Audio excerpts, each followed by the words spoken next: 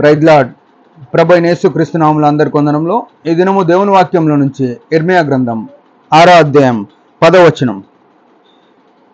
విందురని నేనెవరితో మాట్లాడేదను, ఎవరికి సాక్ష్యం ఇచ్చేదను, వారు వినుటకు తమ మనసును సిద్ధపరచుకొనరు గనుక వినలేకపోయిరి. ఇదిగో వారు యెహోవా వాక్యమందు సంతోషము లేని వారై దాన్ని తృణీకరింతురు. ప్రియమైన వారలారా, దేవుడు ఎంతో విచిత్రంగా మాట్లాడినట్టు అనిపిస్తుంది. ఆది నుంచి చూస్తే దేవుడు ఆదాము దగ్గరికి వచ్చినాడు, చల్లబుట్ట కొద్దిసేపు మాట్లాడదామని వచ్చినాడు. ప్రతినిత్యము అది ఎన్ని దినాలు, ఎన్ని సంవత్సరాలు, ఎన్ని యుగాలు అనేది మనకు తెలియదు, కానీ ఆదాముతో దేవుడు చల్లబుట్ట ప్రతిరోజు గడిపినట్టు చూస్తున్నాం. అదే రీతిగా ప్రభు కూడా ఇక్కడ నీతో నాతో మాట్లాడాలని ఉద్దేశం కలిగి ఉన్నాడు. ఎక్కడ మాట్లాడతాడు? వాక్యం చదివినప్పుడు మాట్లాడతాడు, దేవుని దాసుల ద్వారా మాట్లాడతాడు, దేవుని సంఘంలో ఉన్న పరిచర్యలన్నిటిలో బోధింపబడే మాటల వలన, సంఘ ప్రార్థన, బైబిల్ పఠనము, బైబిల్ పఠనమే కాక ఇంకా గృహ కోడికల్లో, ఆదివారం పరిచర్యల్లో, ఇట్లా దేవుని దాసులు ఏ సమయంలోనైనా ప్రత్యేకమైన కూడికల ద్వారా కూడా మాట్లాడుతుంటారు.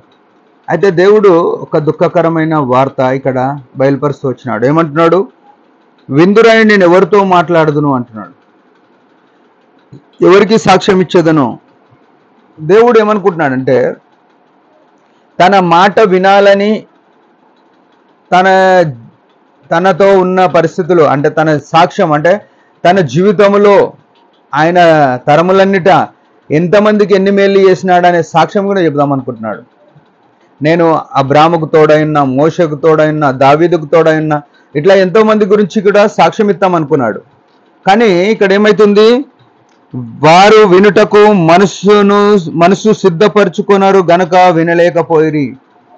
ప్రభునందు ప్రియమైన వారలారా, ఈ దినము నీవు నేను దేవుని మందిరానికి వాక్యం చదివేటప్పుడు కానీ, వాక్యం వినడానికి వెళ్ళేటప్పుడు కానీ ప్రార్థన చేసుకొని దేవుడు నాతో మాట్లాడాలి అనే ఆలోచనతో మనం ప్రార్థన పూర్వకంగా వెళ్తున్నాం. అయినాడు అడావిడి బిజీ అయిపోయినాం. ఎక్కడో పరిగెత్తి బైబిల్ తీసుకొని, లేక కొన్నిసార్లు బైబిల్ వదిలేసి కూడా మందిరంలో పోయి కూర్చుంటున్నాం. కానీ దేవుని స్వరము వినలేకుండా ఉన్నాం. ఇక్కడ అదే మాట రాసినారు, ఇదిగో వారు యెహోవా వాక్యమందు సంతోషం లేని వారై దాన్ని తృణీకరింతురు అంటున్నారు. వాక్యము అంటే యేసు క్రీస్తు ప్రభువు గురించి మాట్లాడుతుంది. ఆది యందు వాక్యం ఉండెను, వాక్యం దేవుని యొద్దనుండు, వాక్యమై దేవుడై ఉండెను అని రాయబడ్డది. యెహోవా వాక్యమందు అంటే యేసు క్రీస్తు వాక్యముగా ఉన్న ఆయన యందు మనం ఎట్లున్నామంటే సంతోషం లేకుండా ఉన్నాం.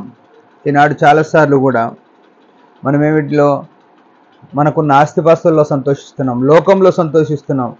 ఇంకా చూసుకుంటే ఎన్నో విలాసాల మీద, కొన్ని ప్రాంతాలు తిరుగుట మీద, సెల్ ఫోన్లో, ఇంకా సినిమాలలో, ఇంకా క్రీడలలో, స్నేహితులతో గడుపుట్లో, పార్కుల్లో, విలాసాలలో గడుపుతున్నాం. కానీ దేవుని వాక్యమందు సంతోషం లేకుండా ఉన్నది. అందుకే దేవుడు దుఃఖపడుతూ మాట్లాడుతున్నాడు. ఈ దినం మనము మన హృదయంలో నిశ్చిత చేసుకుందాం. దేవుని వాక్యం వినడానికి మన హృదయము సిద్ధపరచుకొని, ప్రభువా నువ్వు మాట్లాడు, నీ స్వరము మాకు మధురము అని ఆ ఆలోచన కలిగి మనం ఆయన స్వరం వినడానికి సిద్ధ మనసుతో వెళ్తే ఆయన మాట్లాడతాడు, ఆయన సాక్ష్యం ఇస్తాడు. తాను ఎంతమందికి ఎన్ని రకాలుగా సహాయపడ్డాడో, ఎంతమందిని ఎన్ని కష్టాల నుంచి విడిపించాడో, ఎన్ని సమస్యల నుంచి ఆయన తప్పించాడో, ఎన్ని ప్రమాదాల నుంచి వారిని విడిపించాడో అవి సాక్ష్యం ఇస్తూ వస్తాడు. నాడు ఇశ్రాయేలీయులను ఐగుప్తు ఇనుపకొలిమిలో నుంచి విడిపించిన విషయం మనకు బయలుపరుస్తాడు. దావీదును సింహ బలంలో నుంచి, ఎలుగుబంటి బలం నుంచి విడిపించినట్టుగా మనతో మాట్లాడతాడు. ప్రభునందు ప్రియమైన వారలారా, వాక్యమందు మనం సంతోషం గలవారం అయి ఉండాలని, వాక్యం కొరకు మనం ఆశ కలిగిన వారం అయి ఉండాలని, మన మనస్సు ఆ వాక్యం గురించి ద్వారాలు తెలుసుకొని ఉండాలని దేవుడు కోరుతున్నాడు. అట్లా ఉండినట్టుగా ప్రభు మనకు సాయం చేయను గాక. చిన్న ప్రార్థన. పరమ తండ్రి యేసు ప్రభు నామములో వందనాలు. నిజముగా మేము వాక్యమందు సంతోషం లేక అనేక సార్లు లోకం మీద సంతోషపడుతున్నాం. దయతో క్షమించండి. నీ వాక్యం కొరకు మా హృదయం సిద్ధపరచుకొని నీ వాక్యమును విని దాన్ని ఆనందించుటకు సహాయపడమని యేసు ప్రభు నామంలో ప్రార్థిస్తున్నాం తండ్రి. ఆమేన్. మీరందరి పరిచయం గురించి భారంగా ప్రార్థన చేయండి. Praise the lord.